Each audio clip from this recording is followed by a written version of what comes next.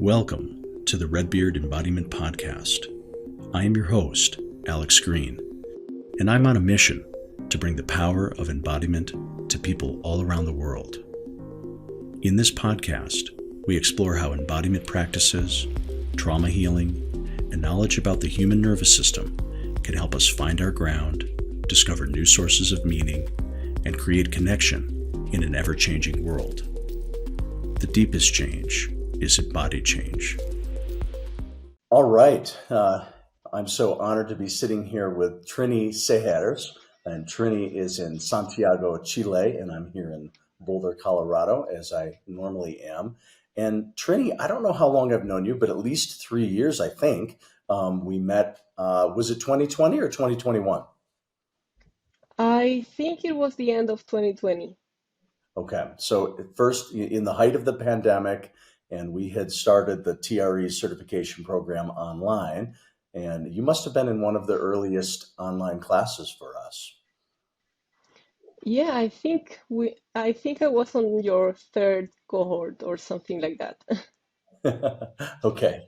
Anyway, so Trini is has been with us all that time. She is a TRE provider. She has her own background in other kinds of body-oriented work. She's done guiding. She's done veterinary work. I'm going to let you talk about your background a little bit. But these days, she is a TRE provider, as well as she's a mentor for our Redbeard TRE certification program, which is awesome. So every time we do an online cohort, Trini and I get to tune in together and help the students with that. So anyway, Trini, I'm so happy to sit down and have a conversation with you today. Yeah, me too. Very excited. Awesome. Good. Well, let's just talk a little bit about kind of before we met and before you came to TRE. What was your just talk a little bit about the parts of your history that led you towards this work. Okay. Well, first of all, I never thought in my wildest dreams that I would be on this life path. Okay. It's been a surprise, and it's not something that I planned, but I worked about 10 years as an outdoor tour guide, Right. hiking in Patagonia and in the desert of Atacama. Right. And during that time, I started having a lot of accidents, because we were there all the time, and sometimes probability gets to you, statistics. And Right. in those accidents, I started experiencing chronic pain. And I was very frustrated because my body was I was working with my body. Yeah. And I thought I was connected with my body, but it connected in a way like, yeah, do this and do that, and not really listening to my body. Sure. But during that time, I was subjecting my body to a lot of stress. Mm-hmm. I was hiking about 100, 150 kilometers per week. Mm-hmm. I don't know in miles. I would say, Probably at least 100. Yeah. yeah. And horse riding, yeah, probably half of that per week. Okay. And there were days about 10, 12 hours of work. Mm-hmm. And during that time, with pain, I had to come back and exercise for another 2 hours just to keep the pain at bay. So I was very tired Yeah. and very bored with that situation. And I have done physiotherapy and I have done many things, and the pain was there, like watching my back. If I laid my guard down, it will like come back. And so I was looking for other ways to manage the pain. And the first thing that started coming to me was meditation, and try to relate to pain in a different way. So I started meditating, and it was very hard at the beginning. I couldn't meditate for a very long. It was like a monkey bag inside my body. So there was a lot of noise and I didn't want to get in touch with that. But anyway, I started getting more and more in touch with that and with my body, and seeing that I could relax a little bit into pain. But it was still like relaxing into pain, accepting the pain that it was there, but I wanted the pain to be away. Yeah, yeah, yeah. So, Well, and um, yeah. pausing for a moment. So, and I mean, it certainly sounds like you know, the physical activity was intensive by most measures. But so, what kind of pain is it? Like back pain or like nerve pain? What was the kind of pain you were dealing with? Um, well, there were different pains. It was a mixture. I had a couple, the were the least severe were sometimes in my hips, or because yeah, some back pain, and I had a couple of sprained ankles, and I also had an accident where I flew through the gust of wind, blew me off a ledge, and I fell like 5 meters. Um, Right. it was incredible at that moment. I was like in the air thinking like, what is happening? But anyway, there I torn my gluteus major Okay. muscle, about a third of it.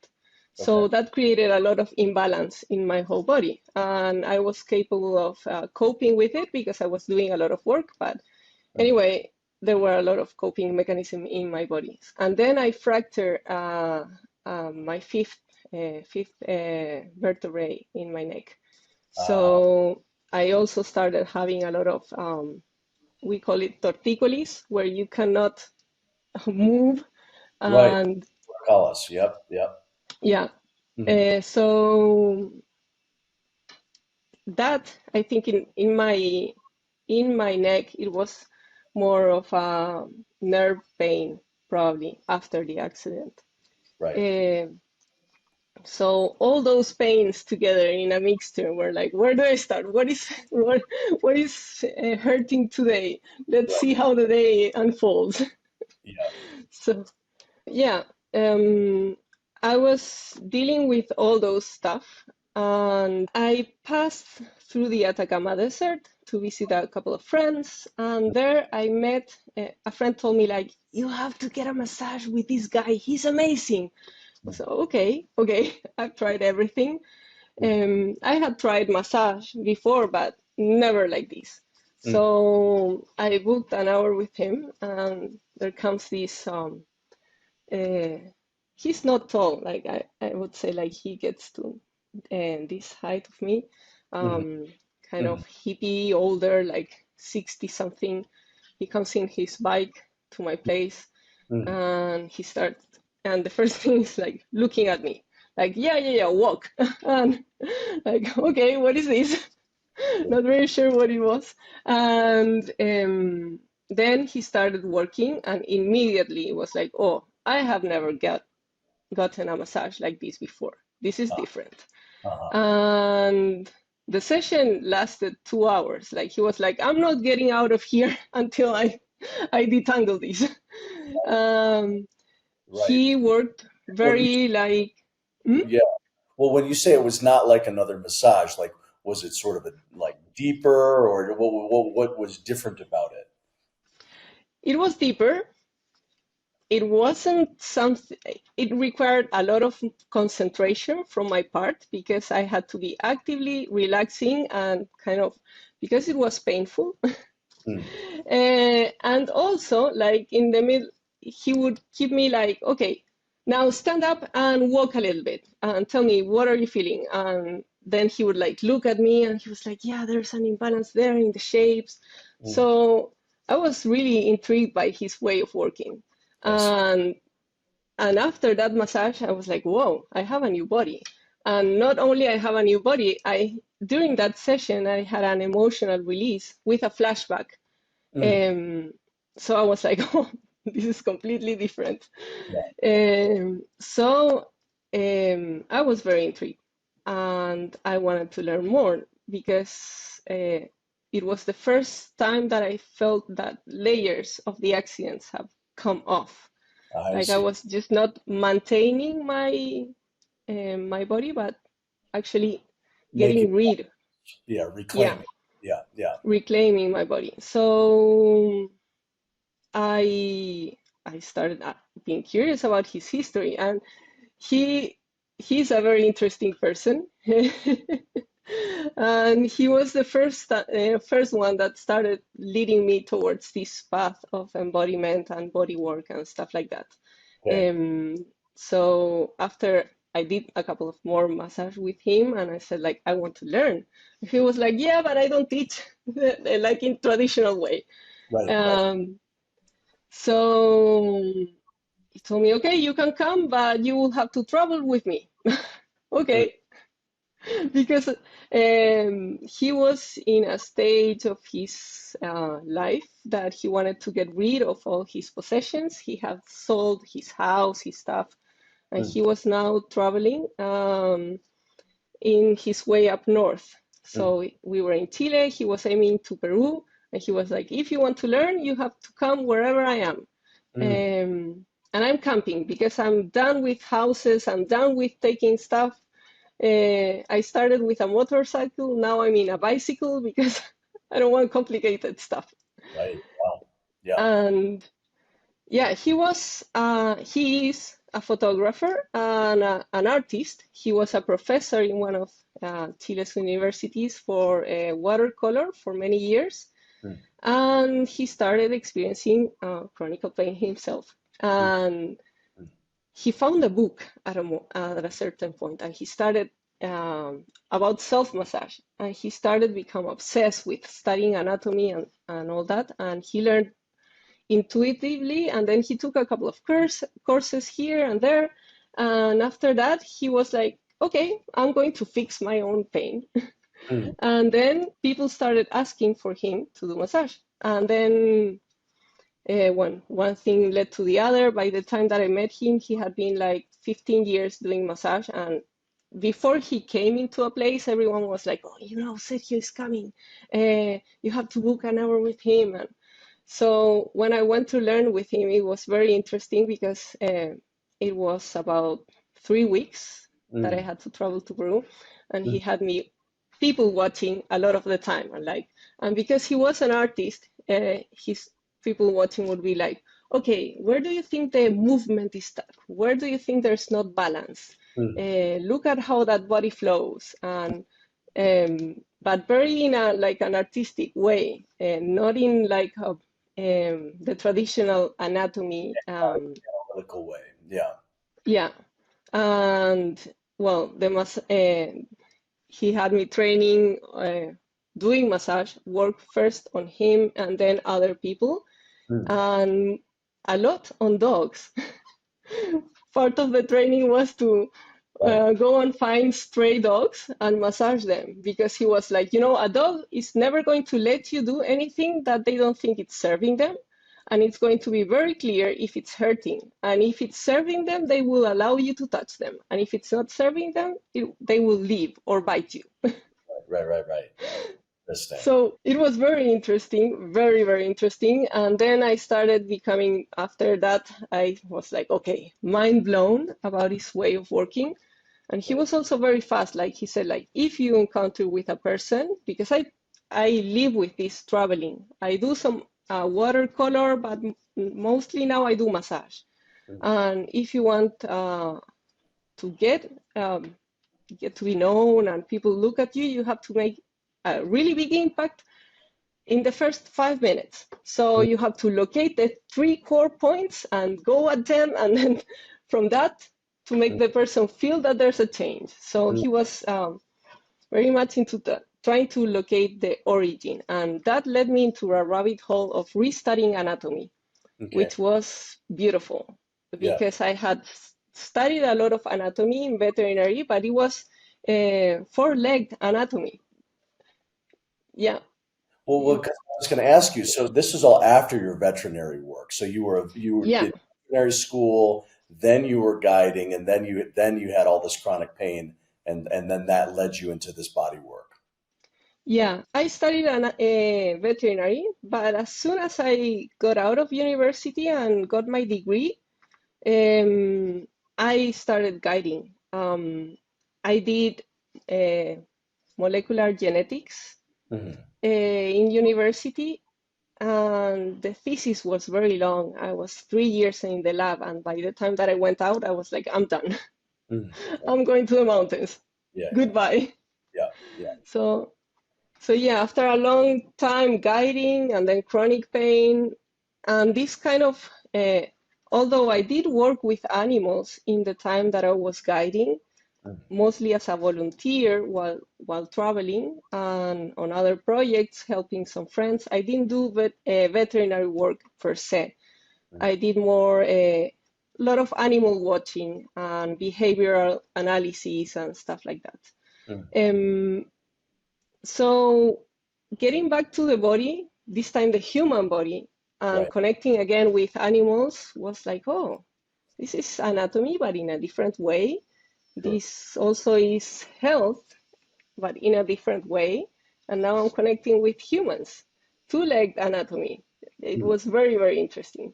So that was my first encounter with embodiment Got it. through this sort of mentor Wonderful. that I had. I love that story. I mean, I knew you did some kind of body work, but I had never heard how that came about. So it's very fun to hear about that. So after you kind of did your sort of apprenticeship with him, traveled with him, and worked in this way, then what? Did you start working on people where you lived, or were you still guiding, or both, or? Both. I was still guiding and I started working with some people. Um, but my aim was to work more with animals. But the pandemic came.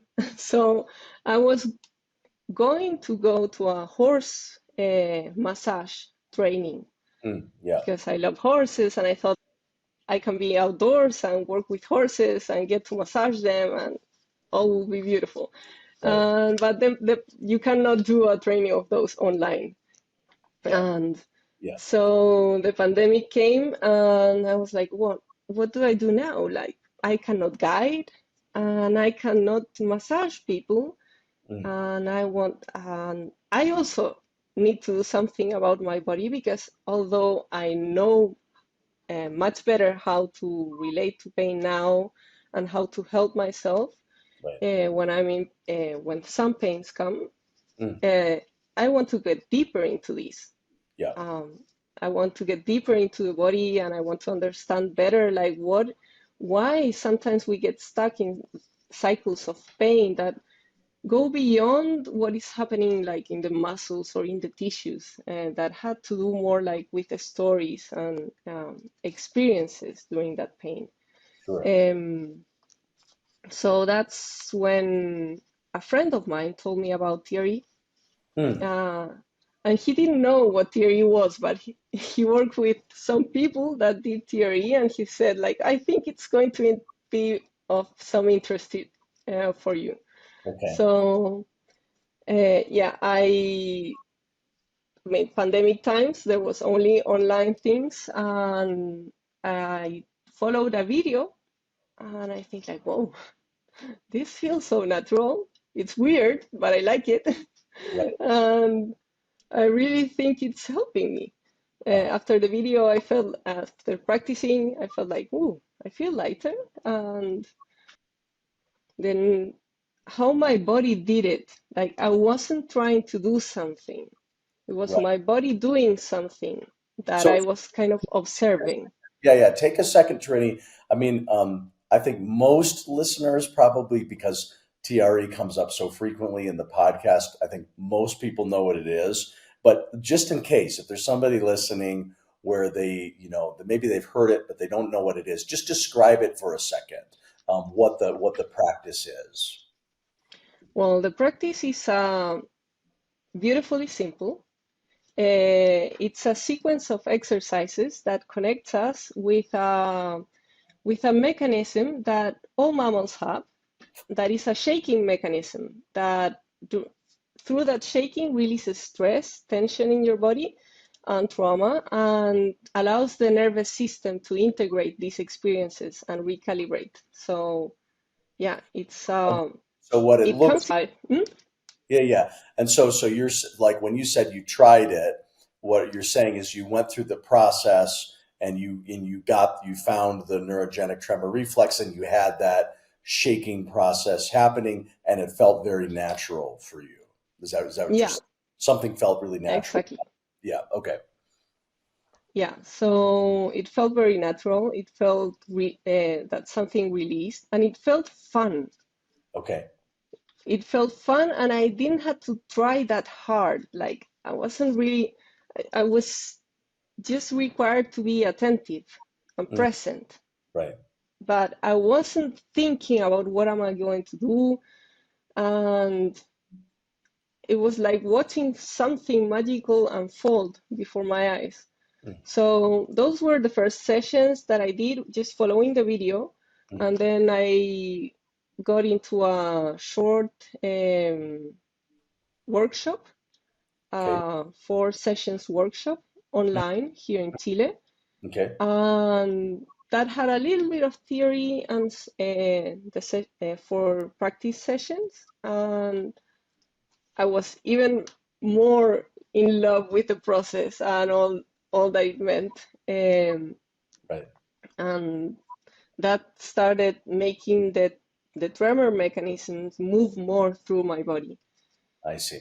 And by then I was like, okay, I want to facilitate this. This is so fun. I want to see more people doing this. I think the world will be better if everybody tremors. Like, if everybody gets these experiences, people will be happier and will communicate better. Like, this is important. And that's how I found Redbird. At that moment, I looked for online trainings Mm, and I through the webpage, the TRE webpage, and I found Redbird, and well, the rest. rest is history. Yeah. Yeah, awesome. Well, I mean, one thing that I always love when you're assisting with the trainings is, your enthusiasm for the trem. I mean, I think anybody who likes tremoring does it because of things that you describe. But I really like the way that your own curiosity is infectious about the tremor mechanism. But you said something, as you practiced more, you learned that it was able to move through your body a little bit differently. And when I'm working with beginners, which is frequently, I'm often trying to sort of convey that, hey, this is a starting point, but this neurogenic tremoring is a practice that can evolve over time. It can deepen, it can broaden. It's not something that's just the same all the time, and that much of the value comes from exploring it in a sustained way over time and seeing what comes as a result of that. And I think of you as somebody who's just really followed your own journey with a lot of interest, your own tremoring journey. So I wonder if you could just share a little bit about that process, sort of like what the starting point was like. Were there some phases that were interesting for you? Just those, so that somebody who's maybe newer in their tremoring, who's listening, can just hear a little bit about what that evolution can look like. Okay. Yeah.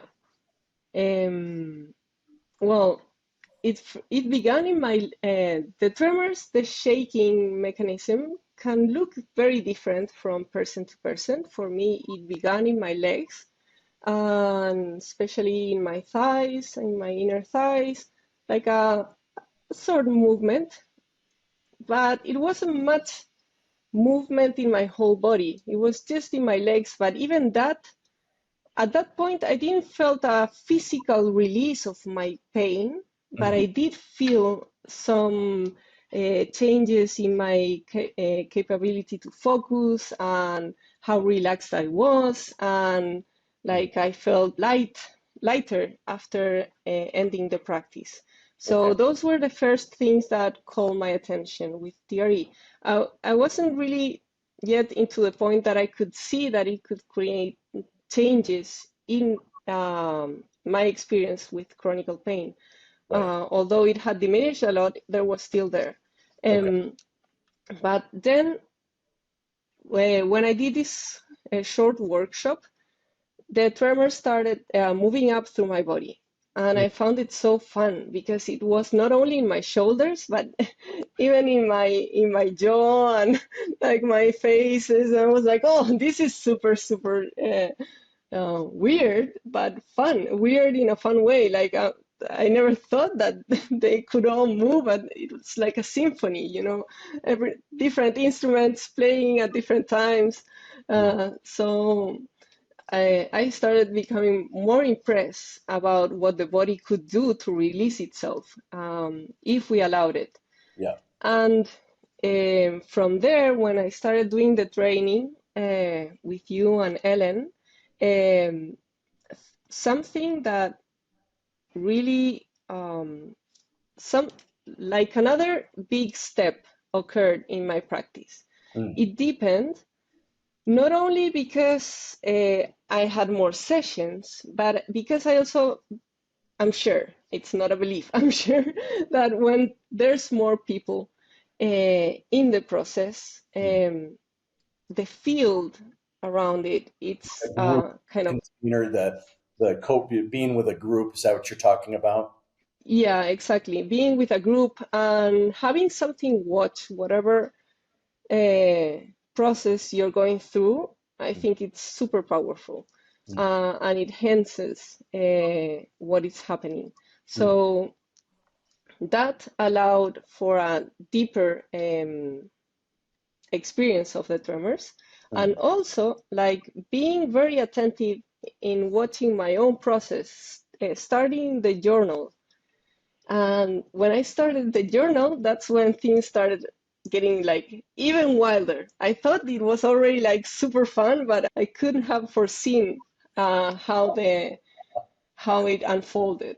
So at the beginning, there are some, of course, we have to self-regulate with TRE because unlike animals that do it constantly, we haven't done it most of our lives. We have repressed it, and then when we start unleashing it, we have to be careful. It's not like you jump into a horse for the first time and gallop through whatever terrain you find. You first need to learn how to stop the horse, how to go to the sides, how to steer it, and all that, and communicate with the animal. I believe that with TRE is more or less the same. So I think it's nice to start slowly, so you have time to like test your own boundaries and see where it feels safe. But for me, it felt at the beginning always natural, always like there was something that I was curious about, and I felt a deep trust in the mechanism. And with that trust, I think I gave enough space for things to unfold in a way that maybe well, everybody's experience is different, but watching so many animals through my life, I have seen these shakes, and there was something in my brain that said like, okay, this is what they were doing. You know, if you just trust it completely, you will be safe. Of course, you can stop to take a break and whatever, but if you trust the process, you'll be safe. So through that, while doing my own journaling, there was one big session. It was 1 week of sessions, I would say, that I started having like, there was something unsettling in me. Like, I was like, there's something that this tremor mechanism wants to do. Like, it was the first time that it was almost like if it was a different entity that it was living inside of me that now was expressing that it had some wishes and some agenda. And I was like, oh, I didn't know that you had an agenda. Like, but most of the times it doesn't have an agenda, but I started having this sensation that it really wanted something to get done. Yeah. And this something was to work on my neck that first time. Okay. And I started having these very interesting sessions by myself, were longer than we usually do in a TRE session. And during 1 week, it progressively started working with my neck. And there I had to it put all my trust to test, because I had to fully trust to allow it, because I thought, like, if I don't trust, I need to stop, but I cannot practice not trusting. Because if I practice not trusting, like, I can get injured because these are not soft movements. This is not something gentle. This is like doing my head like crack from one side, and I could hear everything rearrange and crack, crack, crack in my neck, and then to the other side and stuff like that. You had that history of your fifth cervical, right? The Yeah. fracture. Yeah. Yeah, exactly.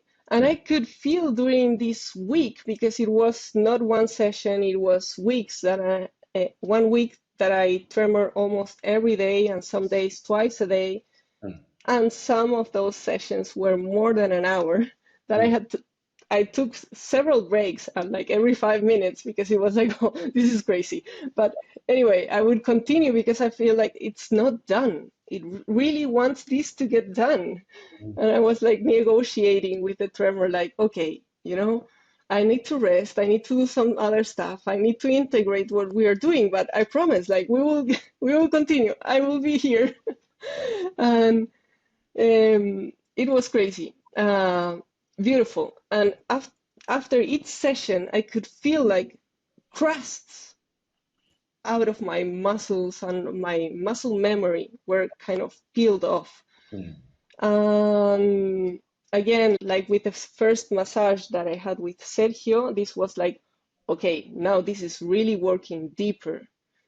And after those 5 days, I think I never again, until a couple of weeks ago, had any more neck pain. So it was something like from the past. The tremor mechanism could easily kind of maintain me free from pain. Until a few weeks ago? Until a few weeks ago, yeah. Something has come back recently?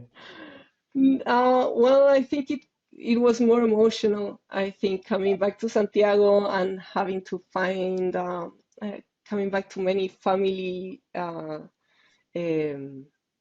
dynamics and stuff for Christmas, my mother's birthday, and other stuff. Like, I think it resurfaced in another way. I see. But I was able to manage because now I have tools. Right. Yeah. Wow. But so, yeah, the tremor mechanism kind of gave me those experiences that were a journey on itself. Right. And from that, it became a period of vacation for the tremors. Like, it was all soft, nice, and very gentle, and like not doing anything big. And for a couple of months, until a point I was like, oh, I'm getting bored. Like, because this, I think it's important, those months where it's not doing much, much in an apparent way. Right. But after having these huge experiences, there was a part of me that was like, when are we going to have another one of those? Right. But anyway, from then to now, what I feel is like peeling off layers, taking off layers.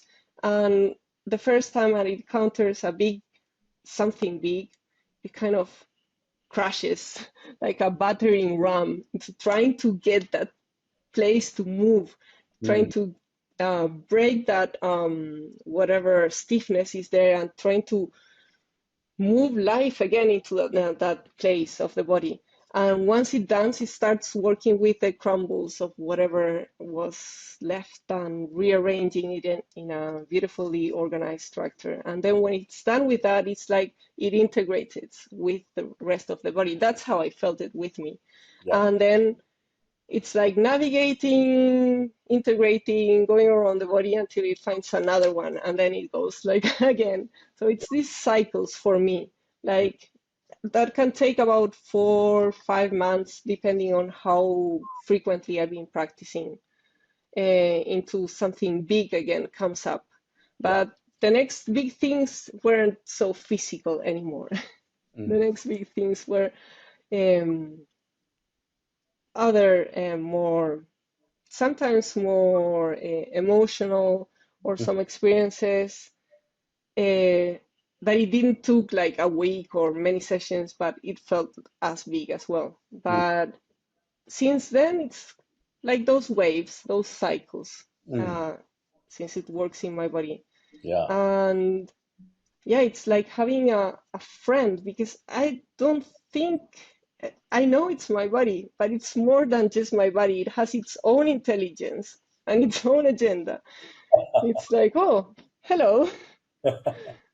That's wonderful. Oh my God. Well, that's great. I'm glad. And there's probably more, but I love how there's the physical, there's the psycho-emotional, there's stages where something very obviously is happening or being negotiated, and then there's periods where it's more under the surface or more integrative. But I love that description of those phases. And so for you, so you, I guess, began your practice in about 2020, and now we're just at the cusp of 2024. Are you sort of are you a daily practicer? Are there weeks you do it a lot? Are there weeks you do it a little? How do you decide how much tremoring to do these days? Um, I go with the flow of my body. Yeah. There are periods when I'm more stressed, I need it more. Mm. And when I kind of forget about practicing, I feel like maybe I need it less. So I'm flexible with that. Right. If I forgot about it, it's probably because I'm not so much in need. Right. And even if I forget, for if there's been a week without practicing, I start then actively looking for an occasion to tremor, but I don't force it. It's maybe like once a week until I find more need. And there are periods where I can tremor 3 times a day. Yeah. So I just honor my own rhythms and my own needs. Beautiful. Very cool. Well, so what has it been like for you? So, you've had a rich ongoing personal journey, and then, you're a few years in, maybe you're doing a bunch of other things. I don't think you're guiding anymore, but by appearances on your wonderful Instagram account, it sure looks like you're doing a lot of TRE with folks, or maybe that it's front and center. What's that been like for you to be bringing this to others? Who are you working with? How has that felt for you personally to be doing so much facilitation? Um, it's been beautiful. Yeah. Uh, First of all, I get excited every time that when I see like this flame kind of spark into, like the tremor begin for the first time in someone. It's like, yes. um, so just being able to share that, it's very inspiring for me. And also, I've been keeping notes of all the sessions that I've had. And well, actually, now that we are at the end of the year, it's fun because I review them all this year. Like, well, I've done that the other years, but there weren't as many as this year. Hmm. But reviewing all those process, I feel it's like very enriching for me, Mm. because I've learned with every facilitation. And also, there's a part of me that also heals with every facilitation. Mm.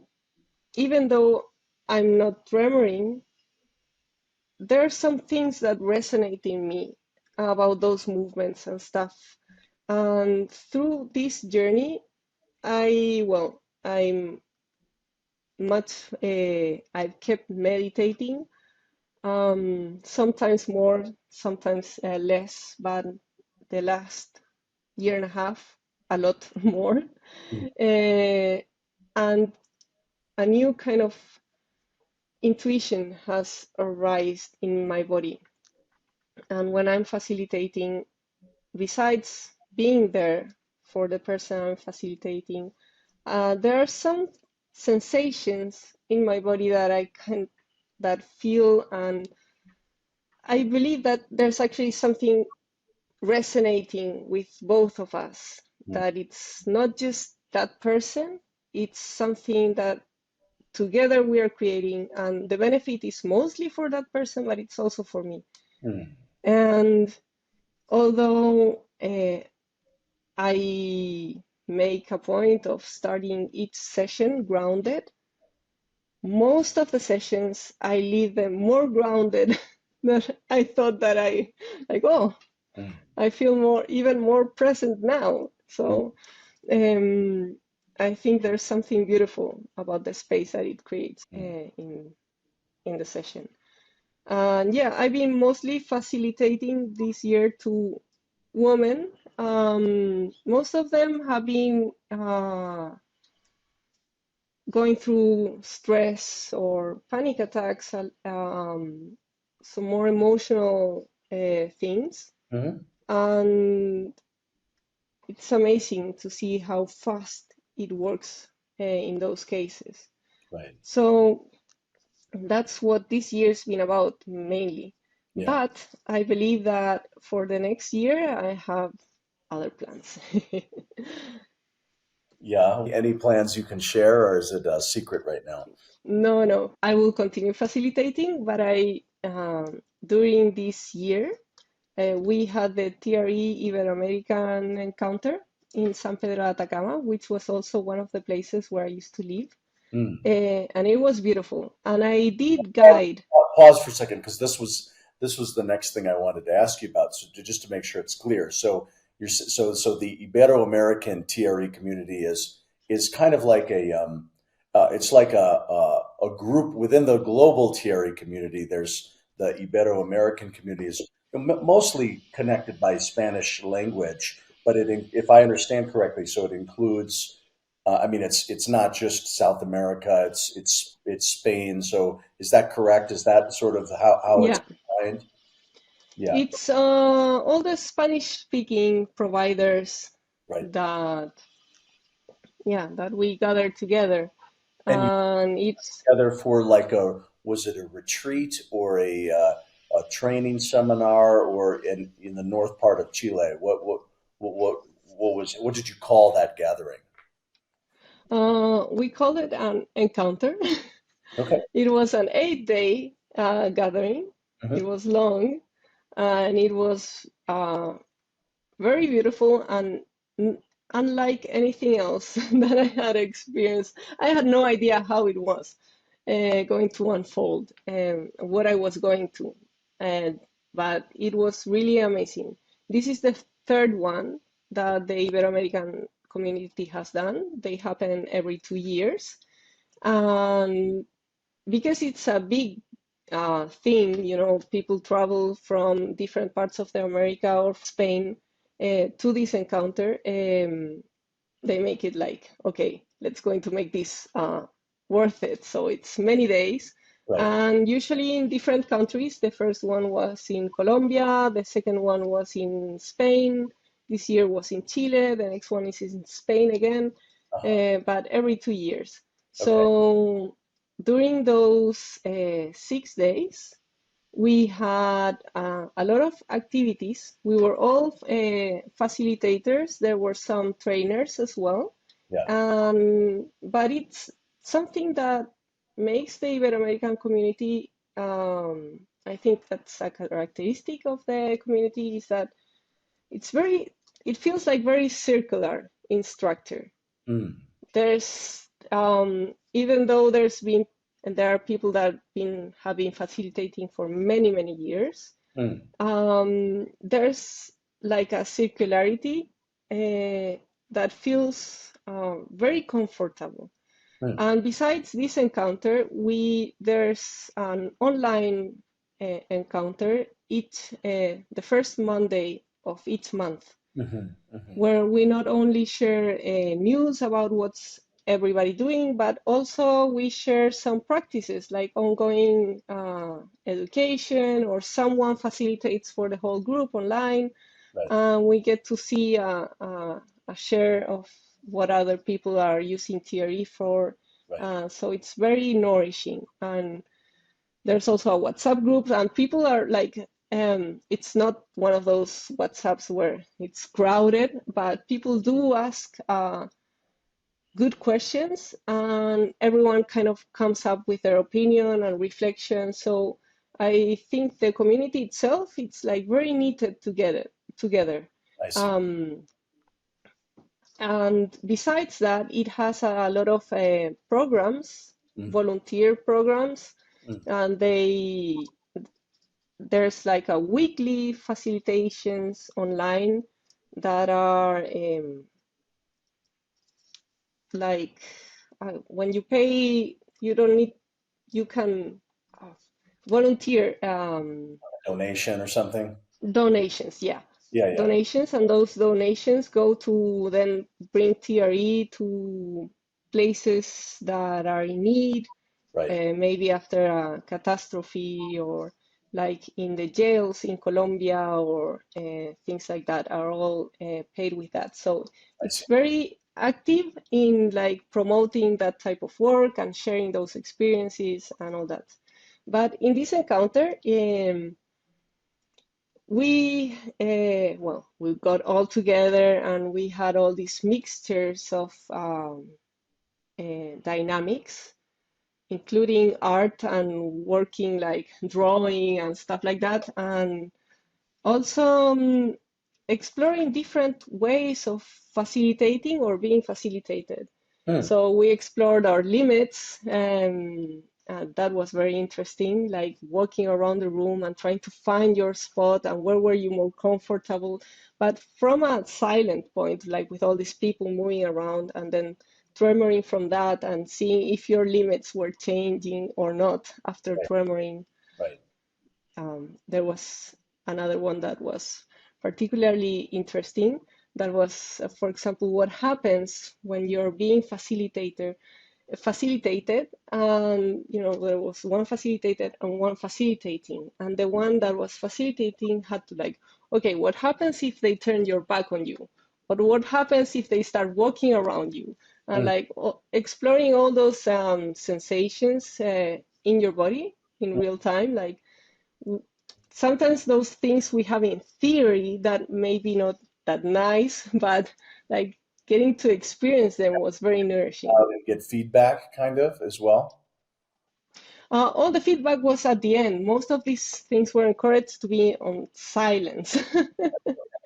Like just be with your experience and then write it down, and then at the end, like you can give feedback, but it's like it was more for like yourself. Sure. I see. And also what happened for the person facilitating, like when you turn your back, and like how do you feel, like are you able to be connected or not?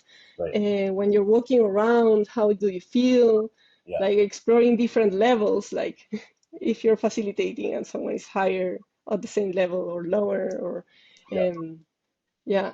So a lot of dynamics like that, exploring space, exploring limits, exploring where we felt more comfortable with ourselves, exploring silence. Um, so yeah, very nourishing, a lot of tremoring. Right. And we also did some hikes in nature, Mm. and we tremored in nature as well. Mm.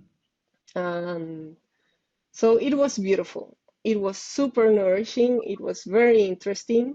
And Right. I think in the community, well, they're maybe not official shamans, but you can feel that many people get there in like, you feel that energetic presence that they get there, that like it's more, there's a lot more on that person than just the physical body. There's like a presence coming in. Mm. And yeah, so it was very beautiful. Mm. And during the outdoor hikes, I led two of the three hikes, Mhm. and I remembered how great it felt to be guiding. Yeah. because it was also part of myself for 10 years. And I left it because I was tired a little bit of Right. talking, like being nice all day, and also of my pain. Mm. But it's not that I didn't, I love nature and I love to share nature with people. Mm. And I also like a lot geology, astronomy, Mhm. bird watching, plants, etc. So talking about ecosystems, being able to share, it was like, okay, let me show you my garden. Like, because there were places that that I lived and walked a lot. So it was like, yeah, come, my friends, let me show you this plant. I've seen it like grow or whatever. Like it's like that excitement, like a child excitement almost, like when I'm guiding.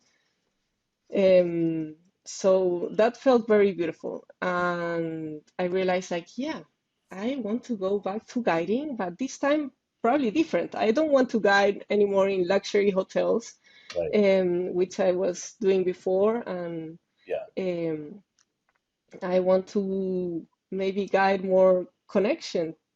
Uh, so my plans for New Year, this New Year, are starting to make um, travel, trekking and TRE, Yep. with walking in the forest and maybe some meditations and moments in silence. And because I have all the knowledge of tourism and I have all the safety issues, like I'm certified for rescue and stuff like that, Right. and I know how the things move, like Right. what things to organize, what people to ask for. Right. So I realized that I want to do at least uh, four four encounters of trekking with TRE Trekking with. during the year. Oh my gosh! Wow. Sign me up, Yeah, Trini. Save a spot for me. I, I think you will love it sounds. because I also Chile. It's my country. Well, I live here. It's not mine, but it's where I live, and I lived in the two most touristic places of Chile, which are the Atacama Desert and the southern Patagonia, Chilean Patagonia. Sure. And they were my house, they were my backyard Right. for 10 years. Yeah. Yeah. So it's like, okay, I'm going to bring those two things together, and people love to come to Patagonia. So if you want to come to Patagonia or Atacama, like, yeah, I'm planning to do those things. I'm signing up. I already Yeah. know what I'm doing in 2024. That's so wonderful. Yeah. Yeah. Cool. Wow. No, that sounds. I mean, it sounds like a completely natural fit, um, based on all your experience. Yeah. Yeah. Yeah, so I'm super excited for that. And of course, continue facilitating 101 and maybe some workshops, but yeah, bring nature back into my I practice. love it. I love it. Well, it's funny. In about was it about a month ago? Uh, I did a podcast with my friend Jenny Hayes, and she's in Wisconsin, and she and I went through the somatic experiencing training together. But so for her, and I asked her, and it's been 6 or 7 years since we finished our training, and I said, well, where are you heading with this? And for her, it's bringing it into ecotherapy, and she's a psychotherapist. So it's and I have so much resonance with that idea of taking embodiment or nervous system practices into natural environments, because, as you say, this is uh, most people who like TRE and stay with it, they can't always describe it all that clearly. Well, what is it that's benefiting them? But I'd say almost everybody will say there's just something natural about it. There's something just sort of or you use the word innate intelligence to your body, and I find that that's we have our interior neurobiology, but we also have the exterior. You're sure there's human beings, and we co-regulate with one another the ways that you've been talking about. But we're also in rhythm, or in biological relationship with more than that, with the world, with nature, and so to me, there's something so that matches about embodiment in general, that if we become really curious about our own nervous system, almost inevitably, I'd say we start to notice how is it that our nervous system is in relationship to the outside world. And there's a difference when you're in a city, or one city versus another, or you're in a desert landscape, or a rainforest landscape, or a mountainous climate. There's a different feeling. Everybody knows that, but those of us who've become interested in embodiment, I think maybe we become a little bit more interested in those changes that occur. So anyway, the reason I sort of just said this, oh my gosh, I have to do one of these trips with you, is because no, the idea of tremoring in the larger container of a natural environment that you're learning about, that you're spending time immersed in, to me just seems like a complete natural use of tremoring. Yeah, absolutely. Yeah. And even when I was guiding many years before, I could feel sometimes the mountain was trying to tell me something, that it was like, okay, I don't believe in these things. Now I do, but it was like, but it's for sure telling me something. And and there were a couple of times that actually I think that communication sort of saved my life. Mm. For example, the time that the gust of wind blew me off, Mhm. I was thinking about dying. I was so tired. I was depressed. I didn't have time for myself, and I was stamping a smile every day. Mm. So I was not in my best days. Mm. And I felt at that moment, after I fell, I was like completely Right. shook up. Right. And I was super lucky Yeah. because with my backpack, the backpack itself protected me from getting impaled in a tree.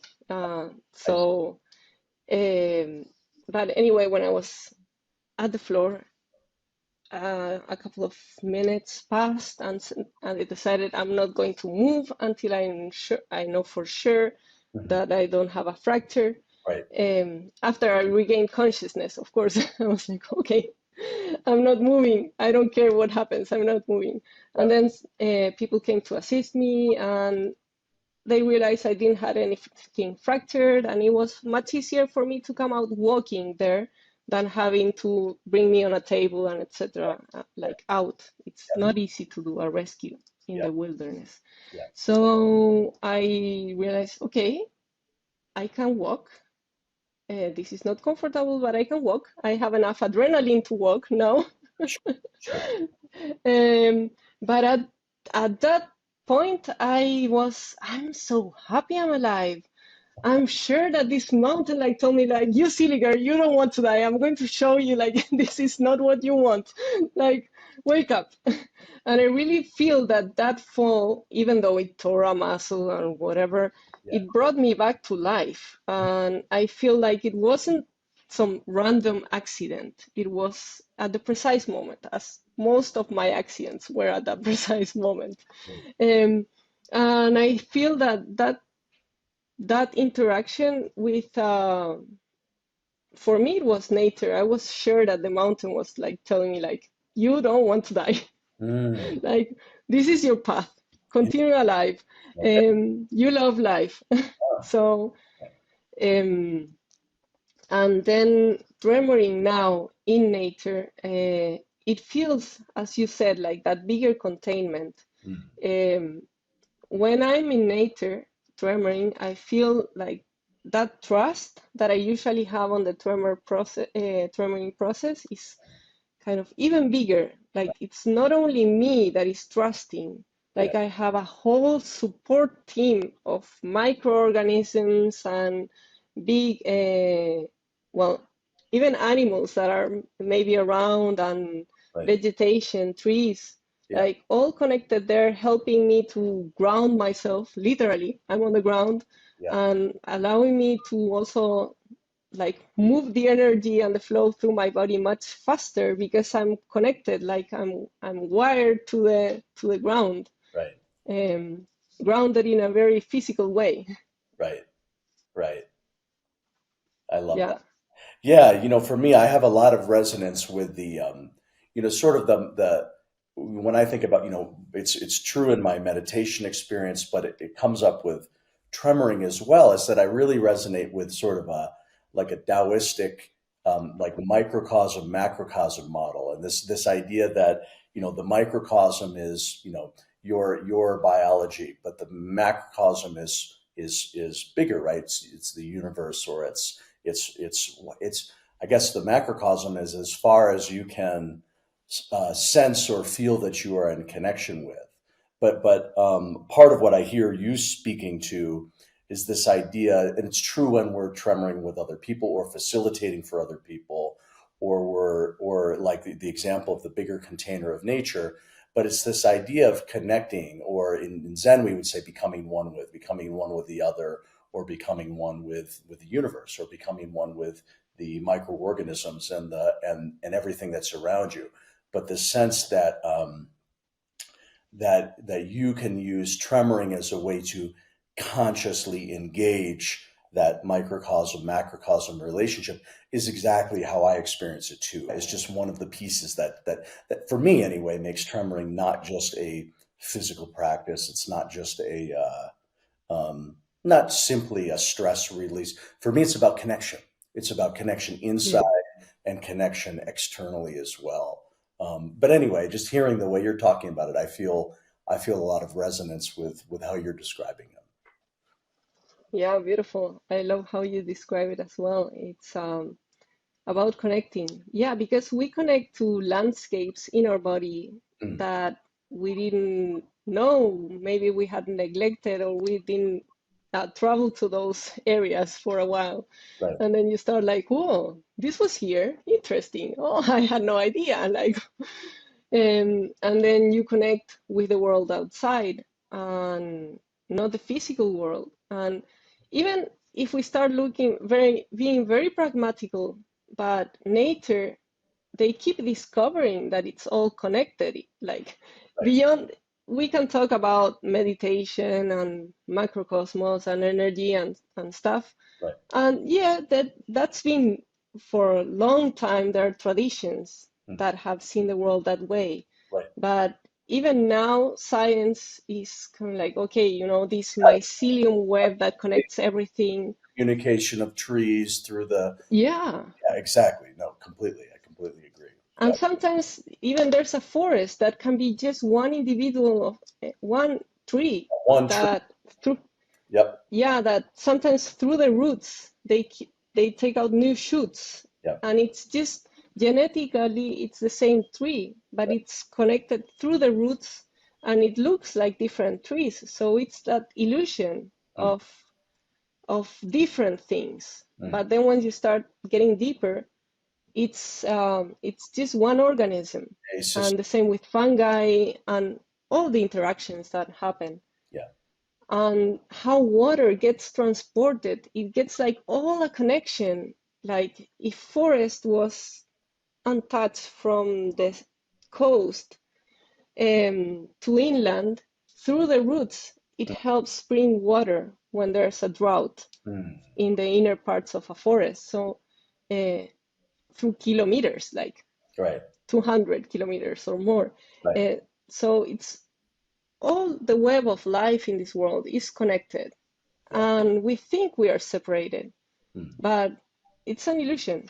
And even today in our world, we think like we're so independent, and it's something that in our society we say like, or yes, I live alone in my apartment and I'm completely independent. Right. Well, no, we are as dependent as we've ever been. Like now we are connected through this computer, through the internet. I have no idea how it functions. I couldn't build a computer. Just to be having this conversation, we are dependent on how many people that created these technologies, produced it. Right. And then you go to the supermarket and buy your food. And even in the physical level, I believe that we think we are disconnected, but really we are all very interdependent. And today more than ever Right. for humans. Yeah. Yeah. Well said. Well, Trini, I don't want to take more time than we can, but this has been wonderfully rich, and I really appreciate your just hearing this whole journey for you. Beautiful. Yeah, I love sharing it with you as well. Great. And thanks for having me here. Wonderful. We'll put all your information here, because your Instagram is very active, and website, and wherever you'll be announcing these, your TRE treks, I'll want to include that all in the show notes as well, so people can come join you. All right, wonderful. Well, thank you so much. Thank you for having me. Thanks for listening to today's episode of the Redbeard Embodiment Podcast. To learn more, visit us at redbeardsomatictherapy.com or send me an email at alex@redbeardsomatictherapy.com. If today's conversation resonated with you, help spread the word by subscribing and sharing with others. Hope to see you next time.